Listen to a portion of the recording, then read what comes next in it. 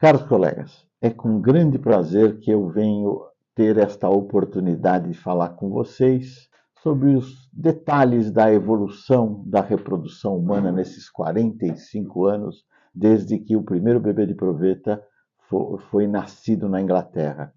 De lá para cá, muitas mudanças tecnológicas, sociais, e os preconceitos foram caindo, inclusive a respeito da própria técnica da fertilização, que na década de 80 apresentava um grande preconceito das pessoas a respeito dessa invasão na natureza desta tecnologia. Hoje não, hoje está tudo muito claro, as pessoas buscam essa solução com muita tranquilidade, e a gente no consultório tem uma grande tranquilidade no atendimento dos casais, eles já nos procuram muito bem informados e houve uma grande evolução de resultados. Vou explicar um bocadinho disso para vocês perceberem. Lá na década de 80, a cada ciclo que nós fazíamos de fertilização in vitro, de cada 10 mulheres, uma engravidava. Hoje, nos últimos 10 anos, nós temos de cada 10, 6 gravidezes em média. Especialmente se a idade dessas mulheres estiverem por volta de 35 anos. É evidente que, com o passar da idade, as taxas de resultado e de sucesso caem e acaba ficando aí por volta de 30% a 40%. Bem, então vocês veem que aconteceu muita coisa nessa tecnologia. E tem uma situação muito que eu faço questão de lembrar a vocês. A pílula anticoncepcional, na década de 70, mudou completamente o padrão social da sexualidade feminina, porque a minha mãe me teve com 19 anos, nitidamente porque casou-se para ter relações sexuais e tinha uma grande dificuldade de anticoncepção adequada naquela época. Isso moldou um comportamento de 1970 em diante das mulheres ficarem com uma liberdade sexual, tal como os homens, e ficarem até distraídas, protelando a sua busca familiar. E também isso se associou às oportunidades de mercados que as mulheres passaram a ter, felizmente, nesses últimos 2, 3 décadas. Isso fez com que muitas mulheres não percebessem que a idade rouba um tanto da fertilidade. Então é muito diferente uma fertilidade aos 20, aos 30 e aos 40 anos e até aos 50 anos. E as pessoas estranham de eu dizer isso, já há muitos anos eu estou falando no consultório que nós teríamos uma revolução no comportamento da busca da maternidade. E eu vou explicar um pouquinho por que eu estou dizendo isso. Vejam só, quando se tinha a expectativa de morrer com 60 anos, as pessoas engravidavam com 20 e 30. Agora, essa sensação de que nós podemos viver até 90, 100 anos, deixa que as mulheres se sintam aos 35, 40 anos muito jovens ainda para interromper eventualmente a carreira profissional, mas eventualmente mesmo de organizar a vida, tanto econômica quanto emocional, e estão deixando para ter filhos mais tarde. E, de novo, a tecnologia fez uma grande diferença. A pílula na década de 70 mudou o comportamento sexual de toda uma geração. E agora, a criopreservação de óvulos, que desde 2007 está disponível, fez com que as mulheres possam igualar ou correr atrás da fertilidade, tal como os homens. Eu sempre faço isso no consultório. O dedo em pé é a fertilidade masculina e o dedo deitado é a fertilidade feminina, que é interrompida pela menopausa. E agora, com a possibilidade da criopreservação de óvulos, eu posso estender essa fertilidade feminina por muito mais tempo, correndo atrás da fertilidade masculina. Por quê? Porque, basicamente, os ovários envelhecem, mas o útero não envelhece. A mulher mais velha que deu à luz com 71 anos e meio. E isso significa que muda demais esta circunstância de permitir com que as mulheres possam se programar desde que usem a tecnologia de guardar óvulos. Eu entendo que guardar óvulos não será tão democrática quanto foi o uso da pílula na década de 70. Por quê? Porque tem um custo, e a pílula democraticamente pode custar alguns reais ou poucos dólares, depende do lugar do mundo. E só que já guardar óvulos tem uma questão social. Então, o que eu estou querendo dizer com isso? Eu estou querendo dizer que a evolução tecnológica e o preconceito sobre as técnicas foi derrubado nesses 45 anos para hoje estar mexendo com o comportamento das pessoas e dos casais. Nós sabemos que 15% dos casais são inférteis e que praticamente 2/3 desses 15% inférteis, quando buscam o tratamento de fertilidade, vão necessitar de um tratamento de alta tecnologia, que é a fertilização in vitro. E isso faz com que essa evolução da fertilização in vitro permita que muitos casais que poderiam, há alguns anos atrás, há meia década atrás, ou há 50 anos atrás, poderiam perfeitamente, naquela época, não ter saída, e agora as saídas são muito fáceis e muito tranquilas. E alguns pontos marcantes dessa evolução, em 1992, Palermo, na Bélgica, fez uma técnica de injetar o espermatozoide dentro do óvulo, que a gente chama de ICSI. Isso revolucionou completamente as questões masculinas de infertilidade. Eu só estou aqui pontuando que o congelamento de óvulos em 2007, que a ICSI em 92 e os congelamentos de embriões em 84, tudo isso são revoluções da evolução tecnológica que trouxe a esta técnica a felicidade dos modelos de família com idade da mulher mais tarde e com as questões de infertilidade resolvidas com relativa facilidade. E aí eu tenho que chegar num ponto que é muito interessante, porque eu dizia que os preconceitos na década de 80 eram sobre a fertilização in vitro e que eles foram caindo com o tempo, e hoje, como eu disse, as pessoas chegam no consultório perguntando detalhes espetaculares, porque eles se informam da tecnologia no Google ou com outras pessoas que fizeram o procedimento, e eles chegam tirando dúvidas muito específicas, e a gente fica muito feliz, porque o interesse e a sabedoria do paciente a respeito do que ele necessita para resolver os seus problemas deixa a gente muito confortável para oferecer com muita clareza e detalhe, porque não tem sonho. E é muito perigoso que os médicos que lidam com essa questão da reprodução não percebam que eles têm uma responsabilidade muito grande de não vender o sonho. A paciente pode sonhar, mas o médico há de trazer para ela uma realidade de possibilidades e de números para que o médico, no final do procedimento, não receba a pergunta: mas o que aconteceu? Por que não deu certo?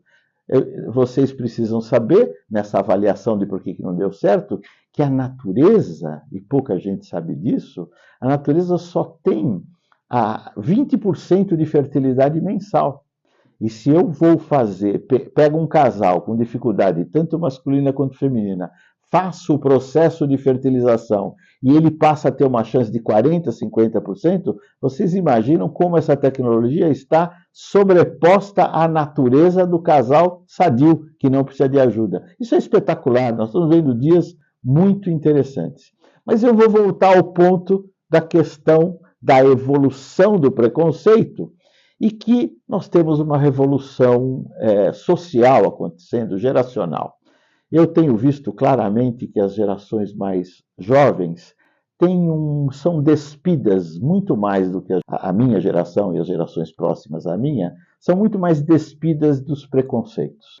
Eles admitem que a mulher tem mais espaço, que o negro tem mais espaço e o LGBT tem mais espaço. Isso está tão claro e tão maravilhosamente evidente. Isso me traz uma alegria muito pessoal e nós vamos falar um bocadinho aqui dos novos modelos de família. Entendo que esse grupo LGBT, que não são pessoas inférteis, são pessoas apenas que precisam de alguma ajuda, de alguma adequação para buscar a fertilidade, diferente dos casais heterossexuais que têm problema de infertilidade e precisavam de tratamento. Os casais de LGBT precisam muito mais de adequações e eu vou fazer alguns comentários a esse respeito desse modelo. Mas, principalmente, o que acontece, eu vou dar aqui um dado demográfico para vocês que é estarrecedor. E saibam que ter esses números de estatística são muito raros de se ter verdades estatísticas. Por quê? Porque em todos os lugares que a gente vai, até lá se o sexo é masculino e feminino. E só agora, recentemente, é que a gente tem aberturas aqui e ali, permitindo outras identificações dentro do grupo LGBTQIA+, para que as pessoas possam se identificar no gênero e como queiram ser chamadas.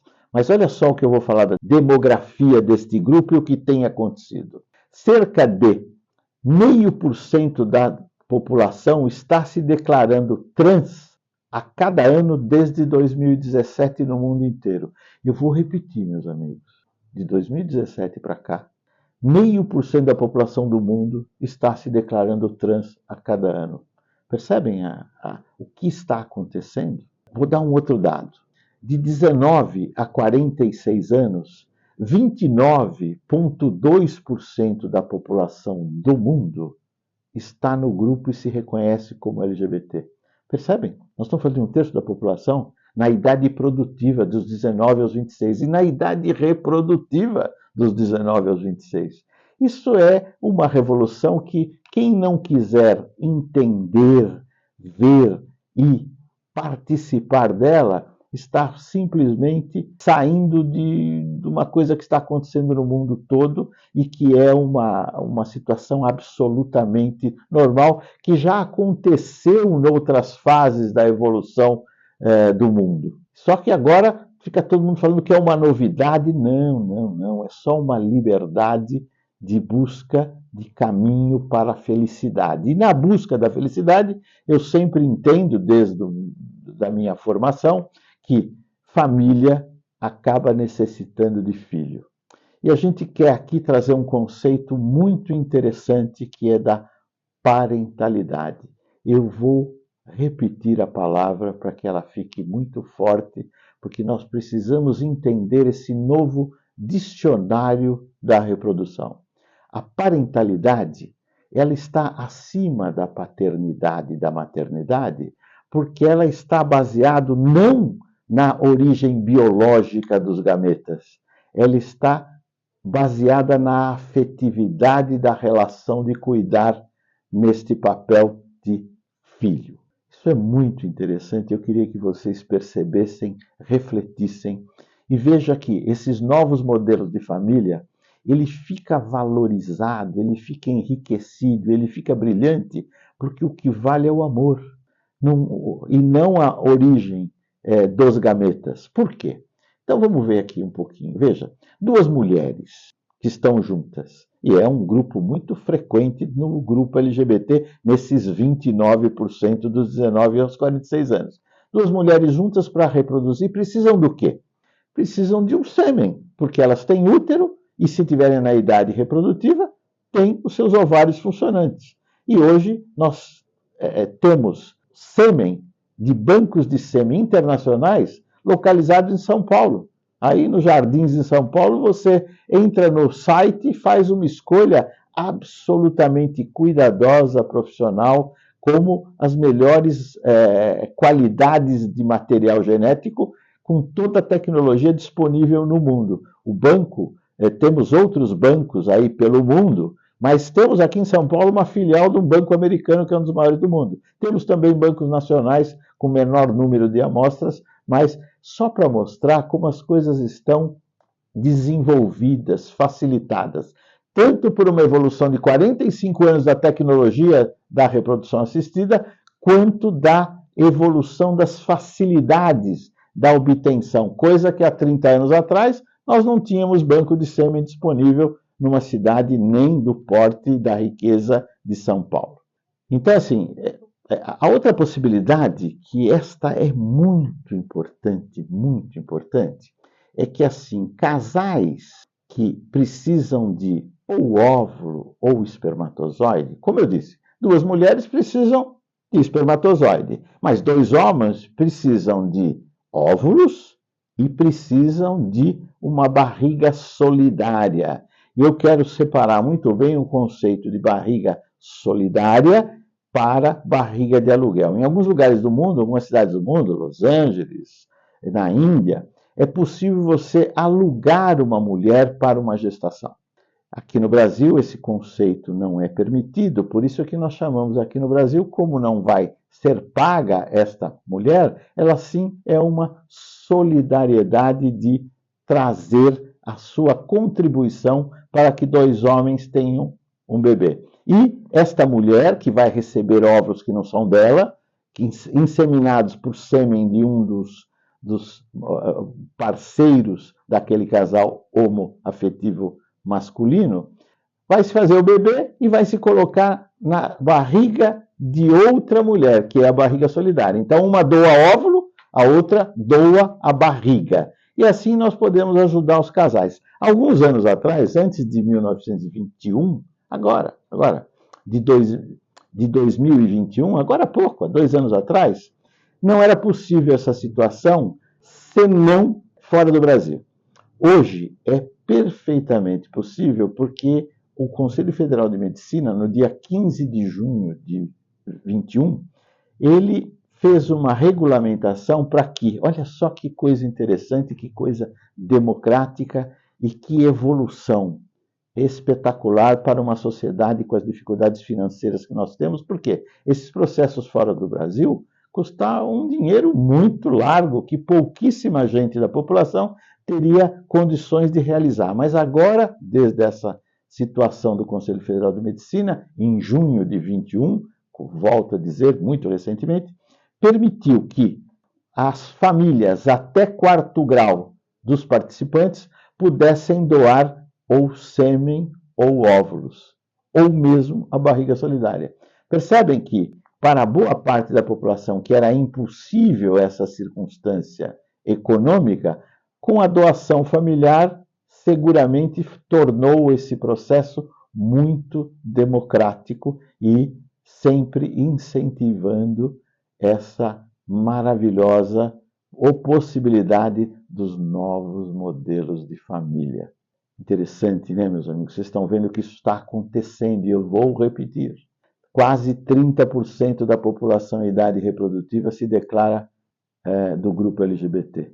Isso é absolutamente fantástico e não adianta tentar se ignorar, porque, como eu disse, essa questão geracional, os jovens estão lidando com isso com muita tranquilidade, sem a questão do preconceito. Por isso aqui, o Brasil, diferente do que muita gente acha, ele fez uma legislação nos últimos 13, 14 anos que foi lidando com essas questões do preconceito e hoje eu tenho o prazer de dizer que o Brasil tem uma das legislações mais avançadas do mundo para atender os grupos LGBT nessa busca tanto do direito jurídico dessas crianças, quanto do direito biológico de buscar essas soluções para os novos modelos de família.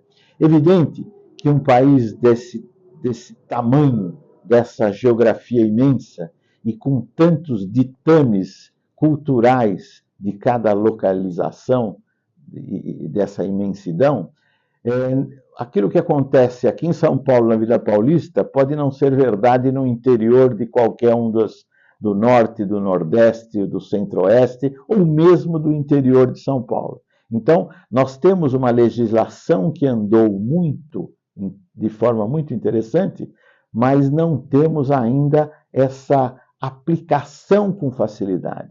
Por exemplo, nós temos um casal de uma cidade do interior de Goiás, duas advogadas que têm homoafetivas, um casal de duas mulheres. Elas tiveram uma filha e que, embora advogadas as duas, essa menina ficou meses sem nenhuma documentação, porque o cartório da cidade, embora devesse fazer isso por lei, não aceitava colocar no documento duas mães. E percebe que alguém que não tem um documento, não tem plano de saúde, não tem cidadania. E isso quem mandava é o cartório local. É isso que nós temos a responsabilidade de trabalhar e mudar. Ou seja, correr atrás desses 15 anos de evolução legislativa que o Brasil teve, mas fazer com que isso seja informado para a população e dado o direito de todos terem acesso à verdade jurídica. E, principalmente, terminar com os preconceitos para o grupo LGBT, para que eles possam serem felizes com os novos modelos de família. Eu falei desta situação dos casais homoafetivos femininos, homoafetivos masculinos, e disse a vocês uma coisa muito interessante, que 0,5% da população a cada ano está se revelando trans, tanto trans masculino quanto trans feminino. O que significa isso? Significa que uma pessoa nascida com genitália feminina, em algum momento, descobre que não tem identidade com aquele corpo e que vai buscar uma hormonização, ou seja, vai tomar os hormônios para que se identifique com o físico do sexo com que ela se sente de verdade, não com que ela foi identificada quando nascida. Então, é uma mulher que quer ser homem na sua aparência, porque o sentimento emocional dela e do reconhecimento dela é de ser homem. Isso é feito através de medicação, já se conhece isso com certo desenvolvimento. Nós temos especialistas no Brasil com grande possibilidade de fazer isso. Porém, para que essas pessoas possam guardar o direito reprodutivo antes da hormonização, é adequado que elas possam guardar os seus gametas antes de começar a tomar o hormônio, tanto para transformá-las para o feminino quanto para o masculino. Se elas começaram a hormonização e se isso tiver acontecido há bastante tempo, existe a possibilidade de ser difícil fazer esta recuperação dos gametas com uma boa chance reprodutiva. Então, vocês estão vendo aqui que eu estou fazendo um passeio sobre um momento social do desenvolvimento, tanto tecnológico, através da fertilização in vitro para os modelos de família, tanto do heterossexual quanto do homossexual, com várias situações que eu descrevi rapidamente, e que tudo isso trouxe uma preocupação. E a preocupação é de que nós temos que facilitar e trazer a informação, a educação e a possibilidade dos casais do grupo LGBT se utilizarem tanto dessa legislação recente quanto das tecnologias recentes para que eles pudessem desenvolver aquilo que eu disse e vou repetir com muito carinho, a parentalidade, ou a busca de filhos independente da origem necessária e única de gametas, e sim da afeição pelo produto dos novos modelos de família. E isso, há cerca de 1 ano e meio, juntando todas essas informações que eu trouxe para vocês, eu, depois de 43 anos lidando com reprodução humana no grupo heterossexual, fui atrás de atender, na verdade, um propósito meu de vida de atender e trazer essa tecnologia, uma experiência de 43 anos para o grupo LGBT, e nós idealizamos a Pluris. Pluris, que vem de pluralidade, que é o melhor sinônimo dessa diversidade. Tá claro? Então, a Pluris é uma empresa médica, de atendimento médico, que tem a intenção de trazer a saúde global para o grupo LGBT, mas focada também e principalmente na parentalidade, ou seja, na busca dos novos modelos de família para o grupo LGBTQIA+. E nós começamos a estudar os problemas que esses casais tiveram, aqueles que já tiveram filho antes. Então, problemas econômicos, problemas de desrespeito social, de preconceito, de agressividade, de dificuldade de acompanhar um parto quando é um casal de dois homens, porque todo um preconceito de toda a estrutura hospitalar, de toda a estrutura do SUS. E, apesar da legislação ter caminhado, não é verdade que o dia a dia também teve esta evolução. Por isso que nós idealizamos a Pluris, que tem o papel de informar, de educar e de resolver os problemas da busca da parentalidade para os grupos LGBT. A Pluris está localizada aqui em São Paulo, aqui na Berrini, uma avenida conhecida aqui da cidade de São Paulo, e ela tem a intenção de atender através desta clínica e de atendimentos tanto presenciais como online o país inteiro. É a primeira clínica que traz essa dedicação, essa especificidade, essa característica de atender exclusivamente os grupos LGBT em busca de saúde e de parentalidade. E é muito interessante porque no início o pioneirismo sempre tem algumas dificuldades de implantação. Eu sempre digo que o pioneirismo precisa paciência e sabedoria para ir se adequando às condições e para a evolução do mercado, porque ele é disruptivo, o pioneirismo, e por isso ele não cresce numa velocidade espetacular, porque ele encontra baias de dificuldade. Mas o nosso propósito, a nossa confiança nessa situação, faz com que a gente tenha absoluta certeza de que isso é uma coisa necessária, fundamental para os novos modelos de família e para o entendimento dos novos modelos de amor.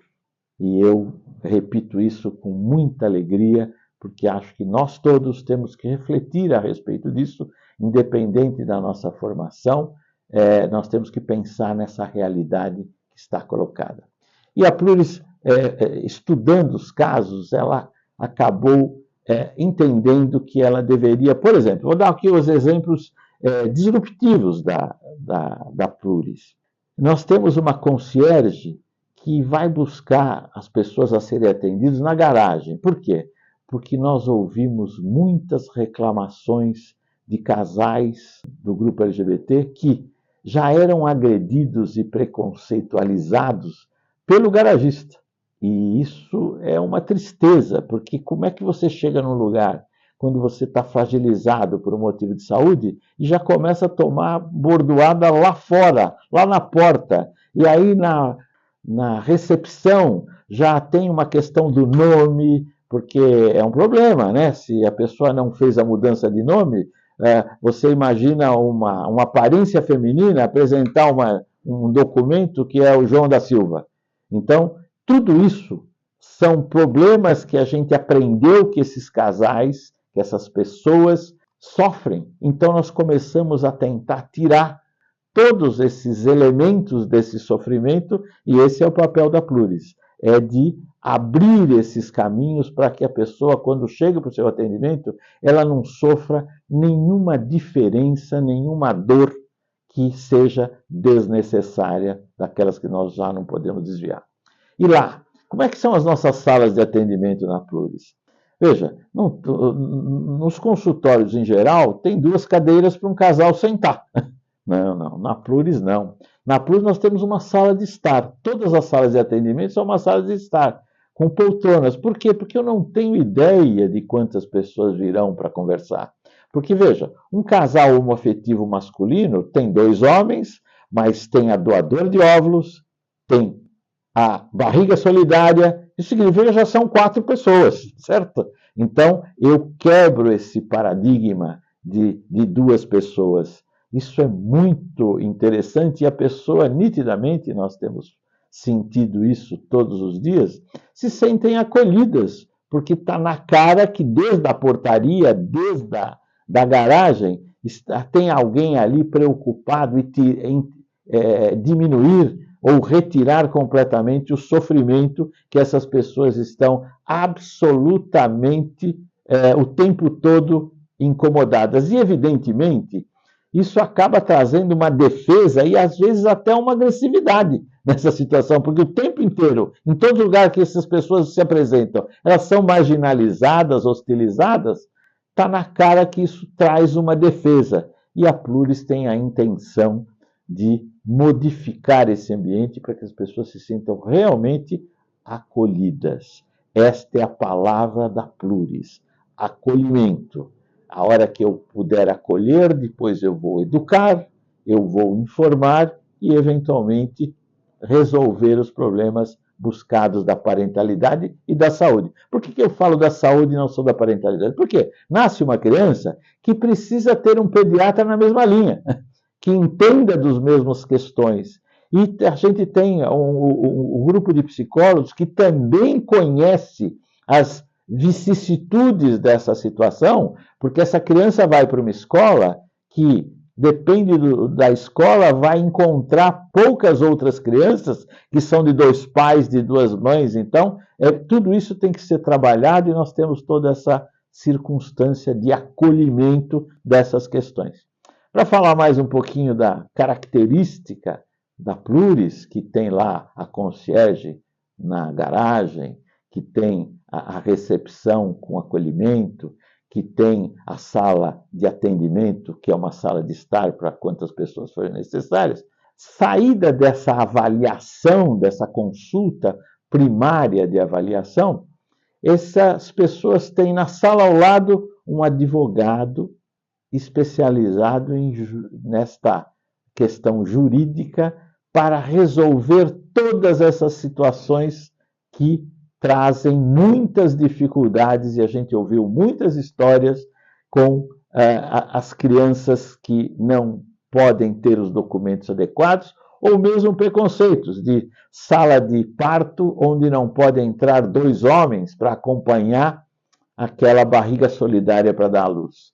E a gente tem liminares para resolver rapidamente e tornar essas pessoas com o mesmo direito, sem nenhum preconceito de qualquer casal aceito como heterossexual.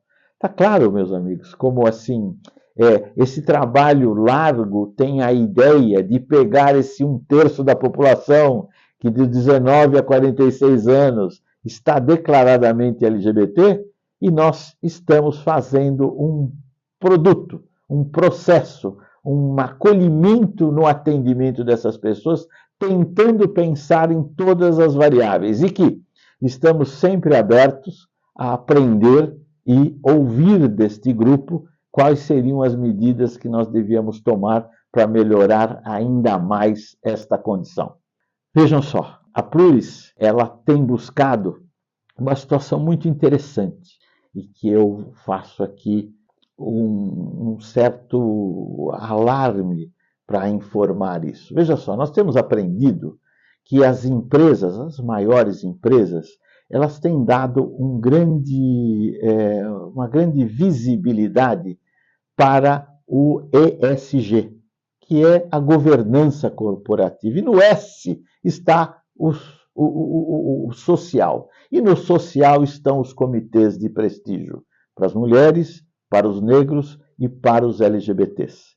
E nós entendemos que este caminho corporativo, ele, através dessa sabedoria dessas empresas, no intuito de buscar acolhimento e igualdade de condições para a mulher, para o negro e para o LGBT, nós temos feito palestras nas empresas. Nós vamos lá para mostrar para este público que nós temos várias soluções e levando a informação, porque é muito interessante nessas palestras nós encontrarmos pessoas vivendo grandes dilemas sobre essa questão, tanto da parentalidade quanto das dificuldades técnicas e socioculturais para buscar a parentalidade, e a hora que a gente leva aí, comunica esta evolução de tantos anos da reprodução humana, 40 anos, que está prontinha para ser oferecido para essas pessoas